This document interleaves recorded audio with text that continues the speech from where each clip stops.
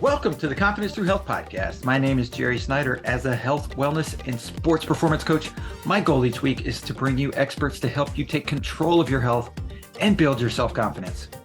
Thanks for including me today on your journey to better health. I want to say thank you to Social Media Cowboys for sponsoring this week's episode of the Confidence Through Health podcast.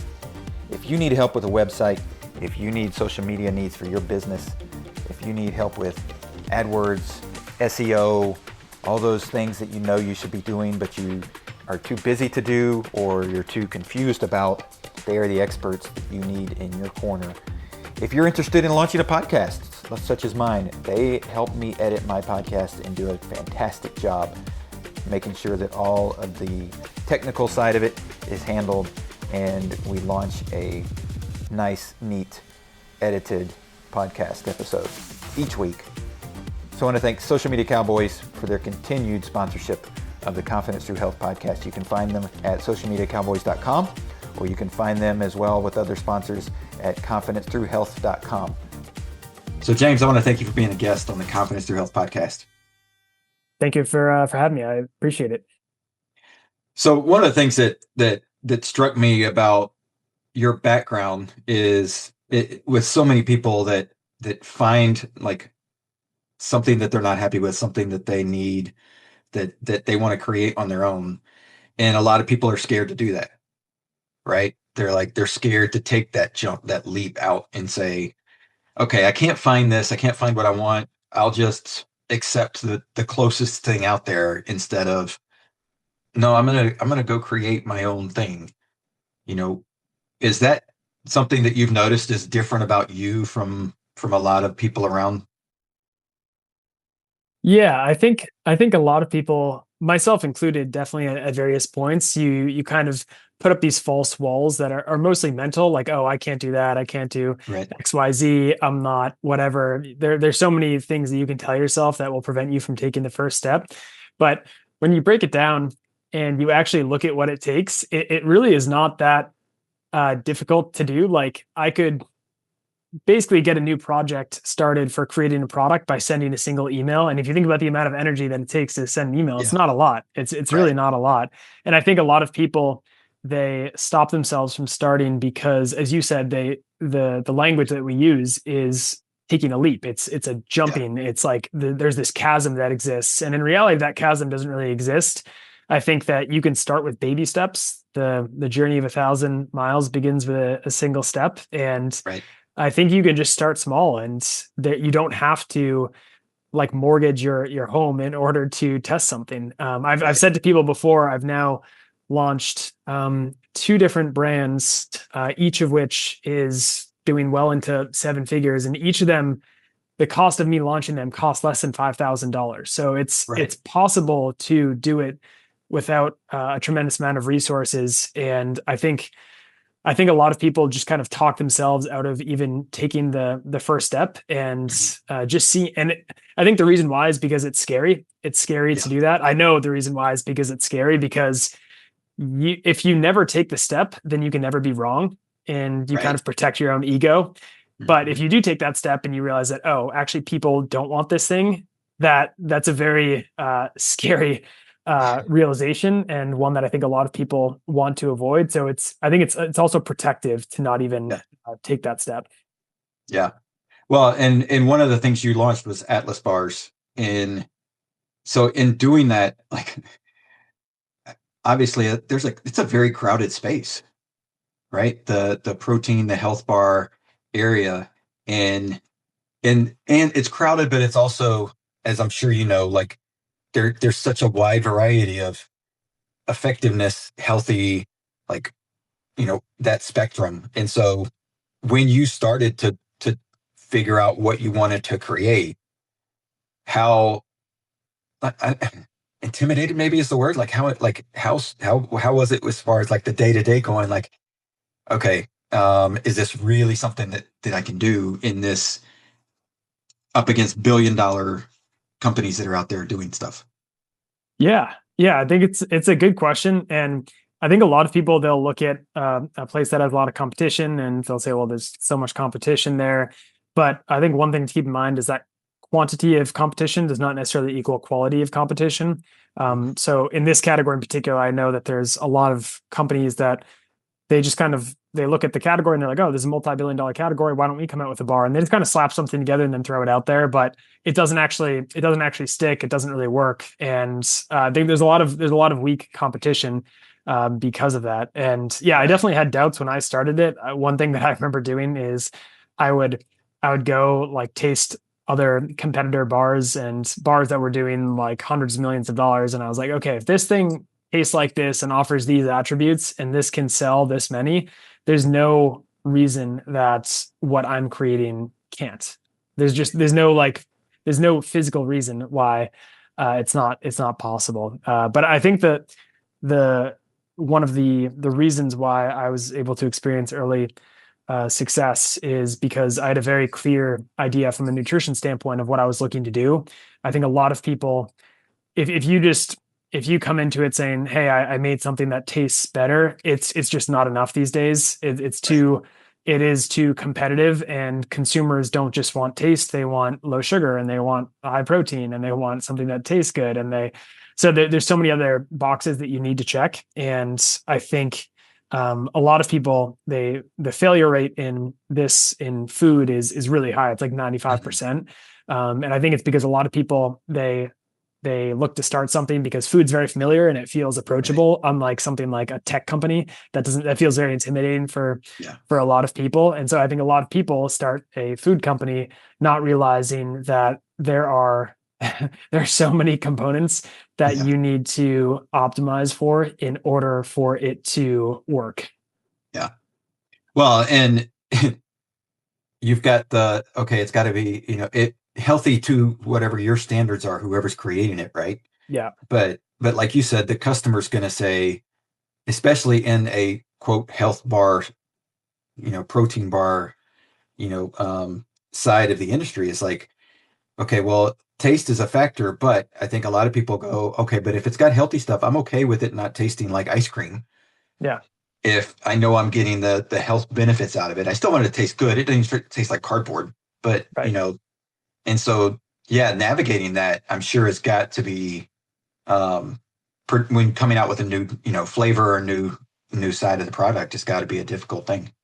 Yeah. Yeah. I will say it's definitely easier, and it becomes easier every single year to not compromise on that. Like even in my lifetime, health food when I was a kid, even when I was a teenager, there were pretty significant trade-offs between the taste and the benefits, but that gap has definitely closed pretty significantly as ingredient technology has evolved. We have all of these sweeteners available now that didn't previously exist, so you can Yeah, have products that deliver a lot of the sweetness that people are looking for, but without any of the calories or any of the downside that sugar. And that's why all of these products that are like whether it's zero sugar soda or whatever, there's this huge kind of wave of what's called like better for you products, and a lot of them mhm, just basically take products that people are already consuming, like soda or like candy or ice cream, and just make a version of it using the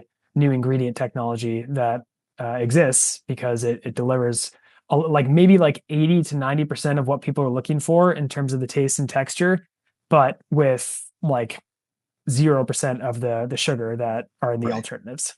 right.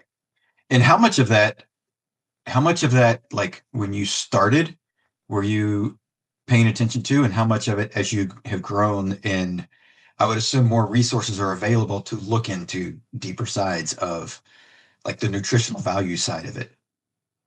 Yeah, we when I started, I didn't have a lot of resources to really like dial in the formula as much as I wanted to. Now we do a lot of work to really push the product to be the absolute best it can be. Like we'll do tests where we test increments of like a tenth of a percent of an ingredient Mhm. to see if we can improve it slightly. Because if you in isolation, those changes won't make a difference to a consumer. But if Right. you're constantly doing that and you do 100 of those, all of those 100 tenth of a percent moves, those will compound into a better Yeah. experience for the consumer. And they might not necessarily be like, oh, this is a little bit like softer, but they'll be like, oh, this tastes better.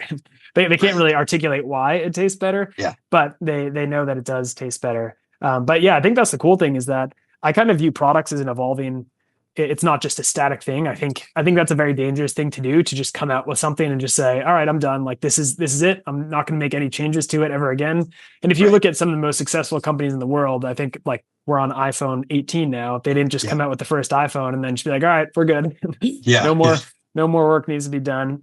Companies are constantly evolving. I think the best companies are constantly evolving their products and integrating the latest technology to push the kind of envelope on what the product can do. All under the a kind of idea of just delivering more value and a better experience to the consumer. And Right. we try to do the same thing with new ingredient technology that comes out.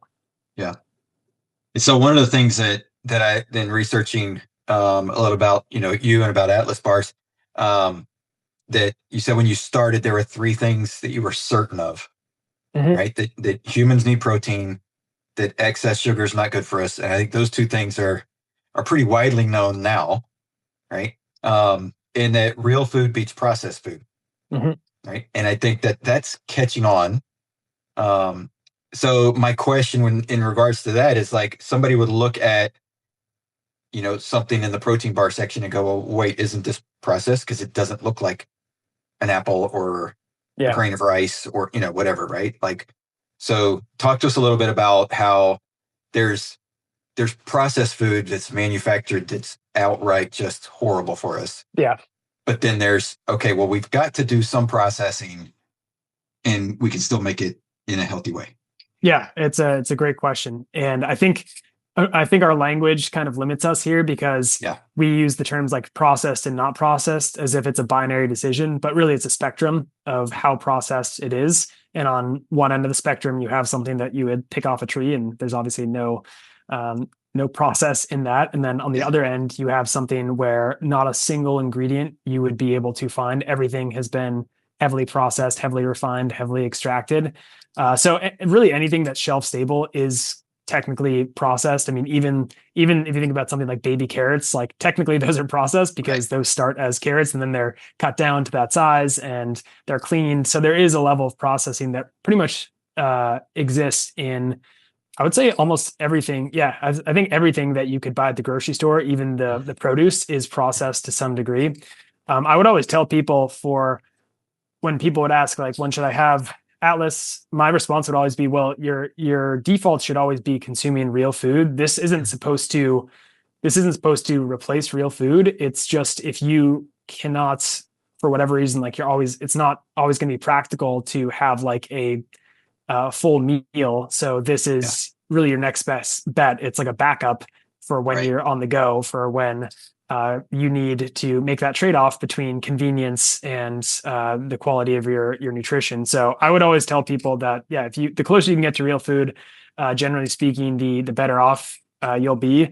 Our goal is to basically process it as little as possible, and we really do that. Like, there's no you could, if I gave you all the ingredients, you could go buy all the ingredients at a store and make these in your home. There's Right. no like heat processing. There's nothing exotic that's done to it that an individual wouldn't be able to do. And that's definitely not the case for most of the types of products in this Yeah. this category. You could not make the majority of these products in your house, either because you wouldn't be able to get the ingredients because they're not normal ingredients, or you just Right. don't have the ability to process it. So Yeah. basically, on that spectrum of processing, we just try to do as little as possible, but no less. Yeah. Well, and I think that's a great way of putting it, is that it's a spectrum and that it's, you're trying to stay closest that you can to the real food side of it. Right. Right. And because not just obviously the chemical synthetic stuff that can be put in some of those things, but the breakdown of nutrients as you start processing stuff, and what you're taking out of, and then you have to quote fortify it with it. And it's like, okay, and that's something I've always told people, is like, if you have to fortify something with something else, like, then you should just don't need that product, because Yeah. they're telling you, if especially if it's something that's supposed to be in that product initially, and then they fortify it, they've stripped it out to put it back in, and that's got to make you got to ask questions about that. Yeah. Yeah. That's kind of I don't know if I'd call it a trick, but you have a food that's extremely processed, like ultra processed, and a lot of things are stripped out of it, a lot of nutrients, but then you can basically like spray it with like a vitamin spray or something else to then you can say it's fortified with XYZ. So you're taking a super processed food and it's a little bit of smoke and mirrors because Right. you're turning the fact that all these things that should be in it are stripped out of it into which is a negative into a positive by saying, oh, we fortified it, but that stuff should just be in it in the first place. Right. It's like, why are you taking it out? Yeah. That should be the ultimate red flag. So, and I'm sure that you're, both looking at this space before you even got into it and trying to figure out what you wanted to do, but I'm sure it's become even more pronounced as you are bigger in the space now. It's like, why is health food so confusing for people? I think health food is so confusing because the concept of what is healthy food is very confusing. Like Yeah. even in my own lifetime, the definition has shifted pretty significantly. Like low fat used to be considered healthy, and that was maybe like 15 years ago. And not that long ago, maybe 5 years ago, there was the high fat, like kind of keto trend that happened. Eggs were bad when I was growing up. Now they're not bad. And so I think the reason that health food is so complex and it just seems like a labyrinth to try and navigate is because there isn't really an agreed upon definition of what a healthy diet actually is. I mean, just look at the FDA or whoever is responsible for creating that pyramid just flipped it upside down. So Right. Yep. everything is very controversial, and that's why when going back to those three principles that you said that I had based this on, which is exactly right. I thought about what wasn't going to change or what I thought wasn't going to change, and my thought was, well, all else being equal, I don't think any consumer or any person is ever going to say, I love this, but I just wish that the ingredients were more processed, or I love this, but I wish that there was more sugar in it. And looking back through all the different kind of like diets that had happened, there had been low carb diets, there had been low fat diets, but there had never been a low protein diet. And that's because if you have a low protein diet for a long enough period of time, you're going to have some serious health issues because protein is really the foundational building block upon which most of life is built. So that's where the protein came from. So those three kind of pillars, I was pretty confident that whatever trends happened, those were going to be true regardless of what was in vogue. Right. There are trends, right? Whether they call them fad diets or whatever, it's a trend, and it's sometimes I think it's sometimes reflective off of,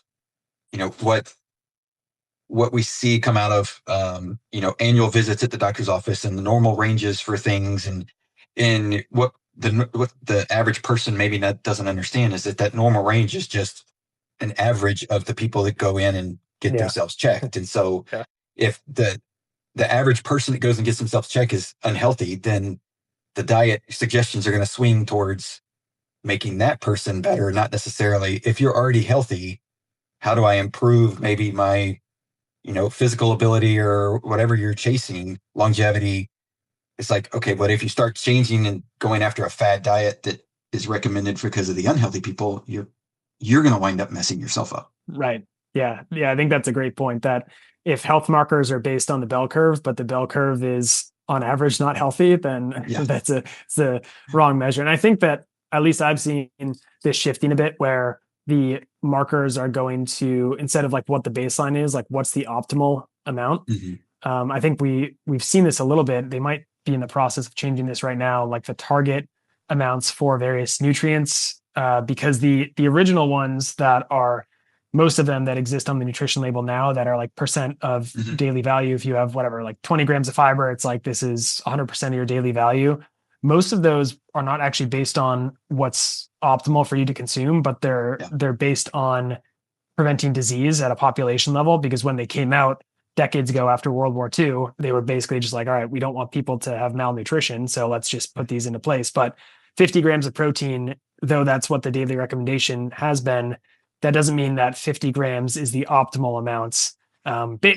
In general, I think assigning a blanket amount for every person in a 350 million person country is not going to be an accurate representation of what every person needs, because a 9-year-old kid is going to need something that's pretty different than a 36-year-old bodybuilder. And I think that we're seeing a trend towards, as you said, if you get your blood work done, people are now looking at, okay, this is my specific condition. I need to modify my diet accordingly based on the biomarkers that I'm seeing in Right. myself. Right.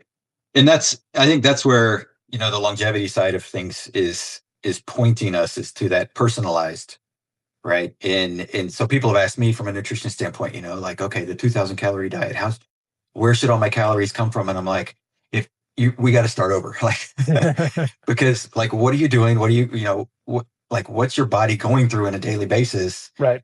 that makes you think 2000 calories is the right number for you? And because it may be, but it may be way off. Right. You may need more, and I think and I think that adds to the confusion, because everybody thinks there's this automatic standard, and and as generations are coming up, they're starting to learn it's different, Yeah. right? That it is, Yeah. like you said, it is very much specific to you and what are you trying to do. And I know you've run ultra marathons. I'm a long distance runner, and so it's like we need completely different, not just caloric intake, but nutrients and measurements of how we're doing things versus somebody who's maybe 40 pounds overweight, diabetic, and sits at their desk all day long. Yeah. And it's going to be a completely different scenario. But just if you just go, oh, you're both 50-year-old men, this is what you're supposed to do. Right. Like, it's not going to work for both of us. Right. Yeah. I feel like it's kind of obvious when you like use other examples. It's kind of obvious how silly it is just to assume that everyone should have the same caloric amount. Like Mm-hmm. if you were to ask like how much gas does this car need, you're like, well, what is the car? Is the car sitting in the driveway all day, or Right. is it driving across the country? Because those are two Yeah. very different answers. It depends completely upon the amount of work that car is producing. And obviously that's like a simplified metaphor, but there also is some truth to that. Are you running 20 miles, or are you not even moving 1,000 steps? Because there's a big difference between those two. Yep. And so to get back to one of the things you said is that the Atlas bars, but any of the health bars, protein bars, and that, like in the protein shakes, like they have their place, but they're not, most of the time, not meant to be like a true meal replacement for your life. Yeah. And I like to tell people, like, because they ask me, and I'm like, yeah, I eat different bars at different times, and they're really great for before a workout, before a race, when I don't have time to get a full meal. If I wake up and my race is at 8 o'clock in the morning, I'm not going to get up and eat a meal, and I'm not going to force myself up at 4:30 to do it so I can digest it by then. Right. I'm going to get my sleep, and I'm going to have a bar right before I get on the line, or a protein shake that's going to give me just an extra boost so that I'm not racing in a fasted state, Right. And so I think that's the other piece of the health space, is people understanding, when do I apply this to, my nutrition plan? Right. Right. Yeah.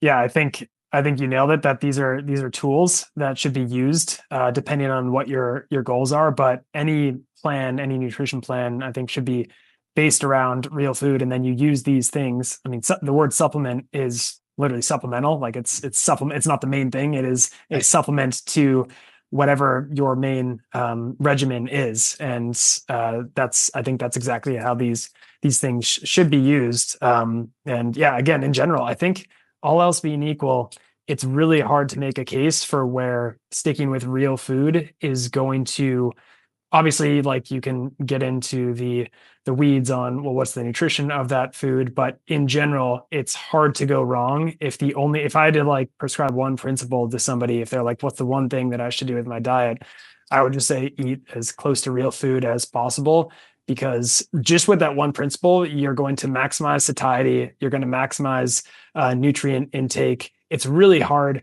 I mean, I know it can be done, but it's hard to overeat when you're eating real food. Like if you're eating fibrous vegetables and chicken, the food is so satiating that it makes it hard. The signals that your body gets to stop eating are just so much greater than when you're eating the foods that we were talking about a minute ago that are super processed, where so many of those breaks that are built into real food, whether it's fiber, water, nutrients, those are all stripped out. And so you're getting the calories, but you're not getting any of the signals that tells your body that it's full. Your body is getting energy, but it's still starved of actual nutrition. Right.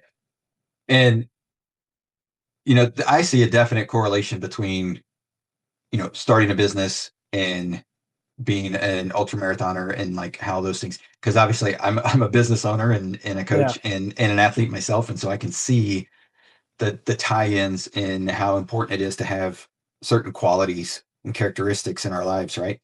And but for somebody who's maybe listening is just starting a health journey, just trying to figure out like how do I start, the exercise, like because it's hard to get off the couch and do it. It's hard to, you know, to to start choosing real food versus the stuff that's ultra processed that's got all those, you know, taste bud inducing flavored, all that stuff. Like, but it for me, I think for me it comes down to being intentional about my choices and what I'm going to do and how I set up my day. Is that similar to what you look at it like, or do you have a different frame of how you go about like processing what you're going to, attend to do? Yeah, I think I've shifted my perspective on this because when I was younger, I really valued like maximum effort and intensity in Mhm. what I was doing, whether it was like really intense CrossFit workouts or running many miles. And now I've realized that um, what is far more important than intensity and what I would call sporadic intensity. Because the hard part about intensity is it is hard. The more intense something is, the harder it's going to be to sustain it. Right. And um, consistency, it's something that people talk about often, but consistency does compound. Mhm. And um, if you're looking for, okay, how do I start this? I want to be healthier. I think the most important thing is to choose something that you can consistently do, even if you just say, okay, I want to move more. I think a lot of people would be drawn to starting some kind of like intense program. I know a lot of these programs exist where you do like a Mhm. 90-day reset, whatever. Mhm. But the hard part about that is that once those 90 days are over, there's no real offboarding plan. And how do you prevent Right. yourself from just falling right back into your previous habits? So instead, where in the past I would maybe have leaned more towards something that's more intense. Now I would say like, can you do 5,000 steps a day? If you can do 5,000 steps a day for 30 days, if you're currently not walking at all, you're going to Yep. feel a big difference. And then once you start to feel good about that and you're like, oh, okay, this is like a regular thing that I can do, then layer on something else on top of that and then layer on something else on top of that. And so over time, you're building these consistent but sustainable. And the reason Mhm. that sustainability is important because it makes things consistent. Yep. And yeah, the shift that I had was going from like more higher intensity, but maybe I was doing it like 3 or 4 days a week to doing something that I can do really every single day. Mhm. And it really becomes like the effort each day is less, but I found that it creates a more lasting and durable result than Mhm. it's kind of counterintuitive because you're actually exerting less effort on a daily basis, but it creates a more lasting result over the long term. Right. No, I mean, I totally agree with that because consistency, and it's consistent. It's just changing the behavior of your consistency, right? Because if you're Yeah, consistently coming home from work and sitting on the couch for 4 hours watching television or scrolling through your phone, you're still being consistent. It's just in the right. wrong In the wrong direction, direction. Yeah, right? And so like changing one little thing and just being like, okay, can I and it's one of the things that I can imagine you're fairly busy as far as like activities throughout the day. But if you were to say, I want to change something I'm going to start with 10 minutes, like you can carve out 10 minutes. Like right. everybody's got 10 minutes to carve out of something that maybe is not heading them towards where they want to go and go, okay, let's get a little more focus in start that consistency, because it doesn't have to be, okay, I'm going to go join this exercise group that meets for an hour every day. I've got to go from 0 to an hour Right. every day. Like, yeah, you're going to talk yourself out of that pretty quickly. Right. Right. And I think that you definitely can use willpower. The more, like, the harder something is to sustain, the more willpower you're going to have to expend. And you can definitely do that. But I think in general, the more willpower people have to use, the lower the probability that it's going to become a lasting habit. That's why I think people talk about, well, finding something that you enjoy doing, because if you enjoy it, you're more likely to continue doing it. And it actually, in that case, doesn't even take any willpower or discipline to maintain, because it's something that you look forward to doing. So yeah, that's what I've found, is if you can just build all of these habits, whether it's around sleep or around nutrition or around movement, and you can do these things consistently, it becomes easier to maintain health than I think a lot of the higher effort. And if you look at, I don't know if you're familiar with the blue zones at all. Mhm. Those Yep. Okay, so yeah, those for those not familiar, the areas of the world that have a disproportionate amount of centenarians, people that live to 100 and beyond. And those people are not doing high intensity workouts. They're not doing Right. CrossFit. What they're doing Right. is just movement. And all, if you look at and break down kind of all of the routines and habits that they're doing, it's basically this, I mean, they talk about lifestyle. It's just stuff that they do every single day that's consistent, whether it's movement or a way of eating. And I think that all of those things just compound into this very healthy lifestyle that's Mhm. seems to be optimal for human longevity. Yeah. Well, yeah, in a lot of those areas, like you said, they focus on real foods. They focus on, Yeah, being in the kitchen versus, eating out at places where, yeah, you're looking at it going, is this really, you said it says this on the menu, but this doesn't look like that, right? There's in the sauces and stuff that's added in, right, that, it is where a lot of people get in danger. Whereas I don't have anything about sauce. If you make it yourself, you know what you're putting into it. And then, you can control how much sugar's into it, how much, other things that are in there versus the chemical stuff that may be out, from a shelf storage standpoint from the restaurant that they're looking right. at. Yeah, it's kind of an odd artifact. I'm not really sure the reason why. I haven't looked into it, but any food that you buy in a store has to have nutrition labels on it. But Mhm. anything you buy from a restaurant, there's obviously no regulation around Right. nutrition labels. I know Yeah. there have been some regulations that have passed that now have calories posted on Right. them, but I think that's more for fast food and fast Yeah. It's fast food. casual Yep. restaurants. Mhm. But I think if you were to make that one change, people may not like it, because Yeah. your favorite meal that you order out, you'd be faced with, oh, this is not what I thought it was. Uh, Right. but yeah, it's a kind of a weird artifact that food you buy from the store has to have all of this information presented, but food that you buy from a restaurant, which is really another kind of store, doesn't. Mhm. Yeah. Yeah. And I mean, when they first did that, I remember looking at some of the fast food, you know, especially the combo meals, and you're just like, Yeah, oh my gosh, the amount of calories is just, I mean, it's stupid ridiculous that really, it really should only be like the young, fit, like super endurance people that are doing the 100 miles a week, because they yeah. just got to churn through so many calories, or the bodybuilders that are just trying to stock on stuff. But the average person should have nothing to do with some of that stuff. Yeah, yeah. And if you see one of those meals and you're like, yeah, one of those meals is whatever, 1,300 calories for the average person, that's probably the majority of your daily Mhm. expenditure that you're just knocking out with one meal. Yeah. And it's also not not a high quality meal. Surprisingly, Right. I have seen some that there are some that are better than I expected. That's Right. definitely but like I think Chick-fil-A is actually, I was like, Chick-fil-A is Yeah. it's not that bad.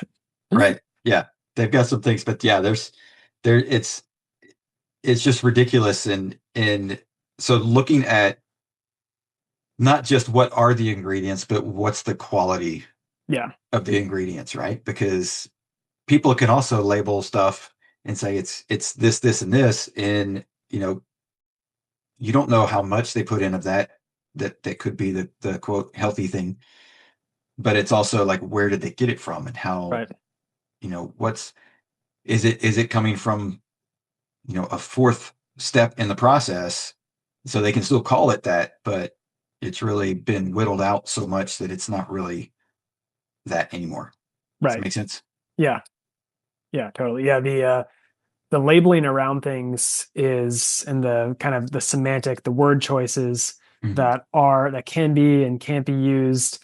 Really, it's very, very interesting once you dig into it, and when you're on my side of things and you look at the labels and you're the ones that are you have to make decisions on labels, and you realize that the FDA is it's somewhat like the IRS, where the IRS only audits, I think it's a fraction of a percent of the average Americans get audited, and it's similar with the FDA and nutrition labels, where you don't actually have to submit your nutrition labels or your ingredient list to anybody for review. It's self-policing, so Mhm. it's basically on your honor as a brand that you are doing the right thing. Mhm. And the risk, obviously, of you not doing the right thing is you could be liable for misleading consumers. But I think consumers, I was surprised that there's no, I guess, process from any kind of governing body that you have to Yeah. submit your information to before actually selling it. Wow. Yeah. So then it just if somebody gets if a food company out there gets quote caught by something, it's more than likely a consumer group that's done it, right? Yeah. Yeah, exactly. So yeah, if there's a difference on the label versus what has actually been stated, this actually there was a bunch of news about this with another bar recently called David Bar, where there was it's a high protein, lower calorie bar in the bar space, and there was a group that had said that they were misleading consumers because they actually had far more calories in it and less protein than they actually had on the label, and that's the ended up being dismissed. But that is the type of kind of enforcement mechanism Yeah. that's really the thing that brands need to look out for, as opposed to somebody from the FDA saying, "Hey, you should change this," just because there's far too the FDA is far too, just like the IRS, like doesn't have the resources to. Right. I don't know what the total number of brands and products are, but I'm guessing it's well into the hundreds of thousands, if not millions, Yeah. and there's just Yeah. no way that they would be able Yeah. to do that. Yeah. No, yeah, there's so many. And that just brings up another point that if you're in your local grocery store, you're getting a super small sampling of the things that are out there. And so you may be looking for the best on the shelf, but that may not still be the best that's out there. Right. Right. And so how would somebody go about, is it just a Google search, like finding what is the best out there? Or is there some other place where we can look at? Yeah, I think fortunately now it's easier than ever to have access. Like, I don't know, 100 years ago, you probably would have been limited by what was at the general store in your Yeah. town. Yeah. Fortunately, now there's Amazon, there's Thrive Market, there are all these different venues for getting products regardless of where you live. And honestly, I think that social media has probably been a net beneficial because there's a lot of, uh, I would say, misinformation that's spread about Right. health and nutrition, but I think there's also a lot of positive information that's spread. So you can hear about different products or different solutions for things that you're looking to solve in your own life. But yeah, I think using the internet, obviously AI is Yep. probably the first place that I would go if I was looking for, like, hey, I'm looking for whatever. I like this product, but I want to have something that has whatever, more fiber or more protein. Are there any alternatives that exist? Hmm. Yeah. And you hit on something there that fiber, because I know that's something that a lot of people have jumped on, protein, protein, protein over the last couple of years, and really starting to understand how much we need. Um, but they forget the fiber piece that needs to also be a part of the puzzle because of the way our food gets digested and the way our body works. And right. And so finding a bar or any other type of food that is like high protein, low sugar, low fiber, it's like, okay, well, wait, that might not be my best solution Yeah. if unless I'm getting fiber from somewhere else to balance it out, right? Right. Right. And it depends on what your goals are. So if you're about to run a race, you probably don't want something that has a ton of fiber because Right. it's going to slow digestion when you want fast acting carbs. But for the majority of people, if you are consuming this in your daily life, I think erring on the side of more fiber is probably the right call because it's going to slow down digestion. So you're going to have higher satiety.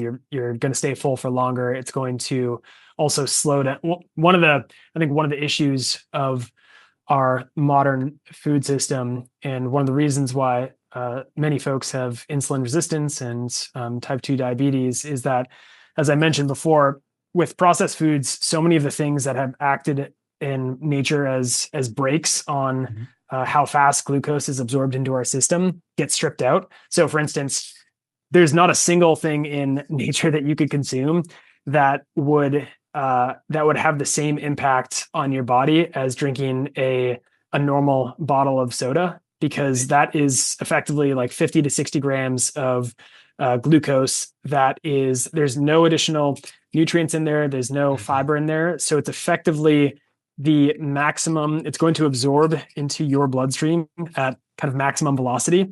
Yeah. And if you think about sure, there are sources of sugar in nature, the way that we kind of evolved consuming, but every single source has something else that kind of has what I would call like brakes on it. So Mhm. it has water, it has fiber, it has nutrients that helps to slow down that Right. absorption rate. But so many of the foods that exist now, all of that has been stripped out. So you just have this kind of maximum velocity release of glucose in your bloodstream, and then your body has to respond because there's this massive spike, and your Right. pancreas has to respond with insulin. And our bodies are just not designed to they're not designed to do that for decades at a time, Yeah. multiple Yeah. times per day. And so I think to your point on fiber is really, I mean, really anything that you would have consumed, that we would have consumed over the hundreds of millions of years that we evolved, that had any kind of sugar in it would also have. I'm trying to think of an exception, and I don't know if I can think of an exception where you would have consumed sugar without a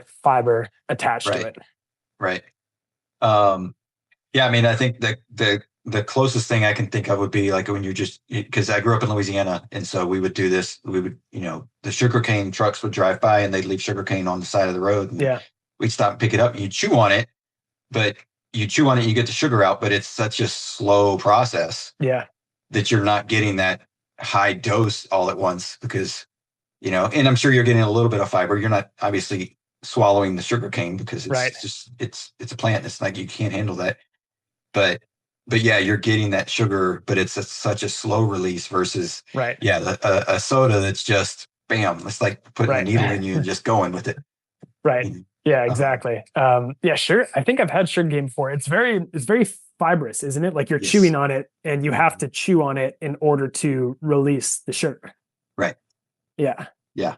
And then it winds up being like like straw in your mouth Yeah, once the exactly. sugar's gone. And Yeah. so you're like, you don't want to have anything to do with it once it comes out. Right.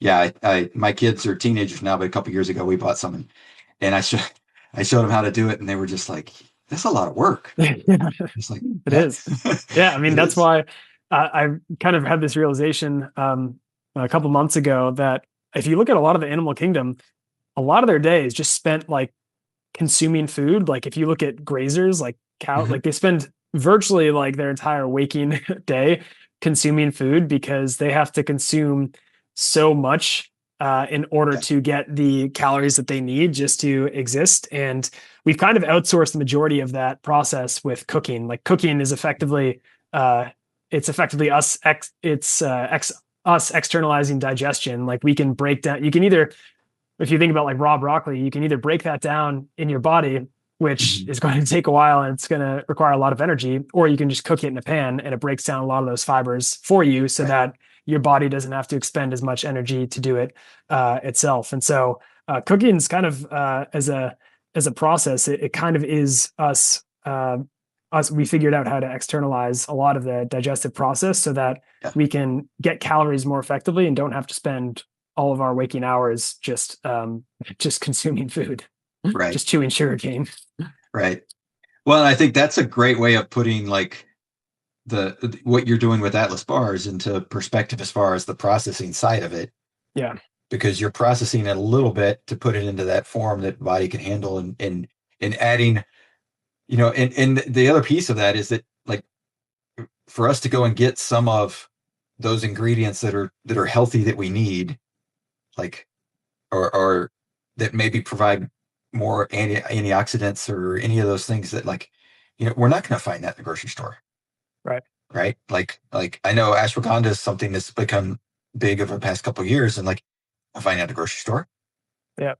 Right. And so you can order it online, but then how do you know how much you need? How many, how long is it? Right. All of that stuff. Whereas if you buy a product that's already been, it's a part of the ingredient list and it's added in there, then you're going to get the benefit of it, and it's, quote, processed, but it's not that ultra processed that's stripped it down Right. so much that you don't know what it is. Right. Yeah. There's definitely, as we said, there's a spectrum of processing. There's definitely different tiers of processing. One thing that I forgot to mention that you reminded me of with your fiber comment is we've actually clinically tested our bars. We ran a clinical trial with one of the kind of preeminent clinics in the country, actually in North America, because it wasn't in the US, it was in Canada.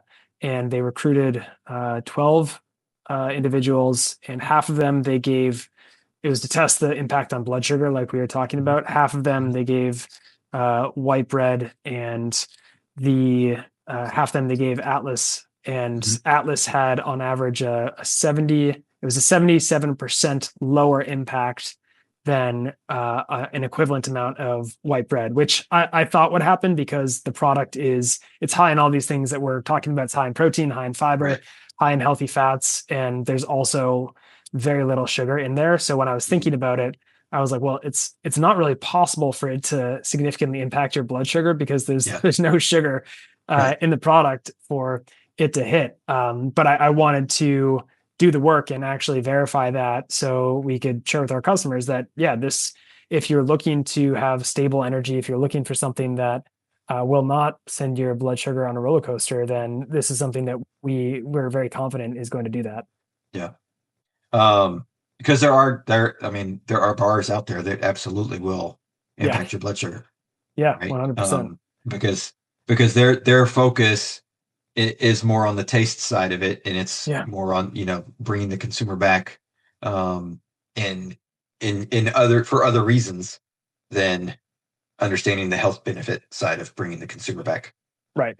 So, um, so James, tell us how can we connect with Atlas? How can we, know what's going on, and obviously for people that want to give it a shot, how can they purchase them?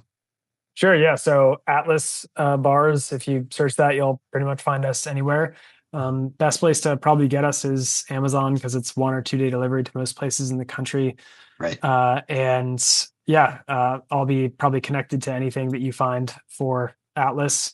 And then the other brand that I didn't mention, but that's worth mentioning, it's a newer one. It's called Anti, because it's anti a lot of the things that we have been talking about: anti-sugar, processed foods. It's anti-chocolate, and it's very simple, just 4 ingredients in the chocolate and zero sugar alcohols.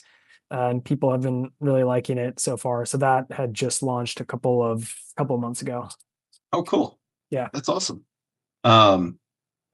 So, and is that, I'm assuming it's to go into the chocolate space, but not have all those other issues like you just mentioned. Yeah. It's actually, you can see this. I have a bag. Okay. It's blurred a little bit, but Yeah. effectively it's chocolate without any of because I looked at, if you look at chocolate, most chocolate, even though it's called chocolate, it's more sugar by weight than it is chocolate. Mhm. So it's more accurate to call it chocolate flavored sugar than it is chocolate because the prominent ingredient in it, like literally over the number one brand in the chocolate chip space, 57% of the product is sugar. So it's literally mostly sugar that has some chocolate flavoring in it. So yeah, there's with as we talked about at the beginning of this with the ingredient technology, there's just no reason to do that. It's mostly just inertia that still exists, and we can make far better alternatives that don't have any of the downsides, but still have the upsides that people enjoy about things like this. Yeah. Well, and I may be dating myself, but I mean, I remember, being in grandma's kitchen as a kid and making chocolate with baking, with cocoa powder and it's like, I just remember the sugar being poured in, sugar and sugar and sugar. It's like, oh my gosh. Okay. That and butter. And it's like, okay, so yeah, to have an alternative that's going to bring, take those things out. So it's going to have the same benefits that we need from chocolate that does have healthy, benefits to it. Yeah. Without that other side of it is pretty good. That's a pretty good job. Yeah. It's funny because you realize that chocolate by itself is actually not unhealthy. It's right. The reason that we think chocolate is unhealthy is just because everything that's been added to it, that what we think of as chocolate is unhealthy because, as I said, most of the chocolate products are actually mostly just sugar. So the core thing is actually it's fine. It's just from cacao pods. Right. So, so is there anything that you would love to leave with the listeners, but that we didn't touch on, or something that maybe could help them as they look at making a shift to healthier things for their life? Yeah, I think that I would just end on what we mentioned a couple of times, which is that the best rule of thumb, it can be super confusing, super overwhelming to try and navigate all the different products out there, all the different trends, all the information. And I think it's really hard to go wrong if you just try to consume foods that have the shortest ingredient list possible and that have ingredients that you can recognize. If you stick to one kind of philosophy for consuming food, I think it's really hard to go wrong with that one. Yeah, nope, I totally agree. So James, I want to thank you for being a guest. Yeah, thank you for having me. It was great.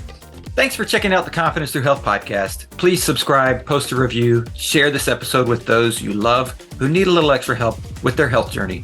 Visit allinhealthandwellness.com to learn more about the coaching programs that I provide. All episodes are produced by the Social Media Cowboys, your source for all online marketing needs. Go to socialmediacowboys.com for more information.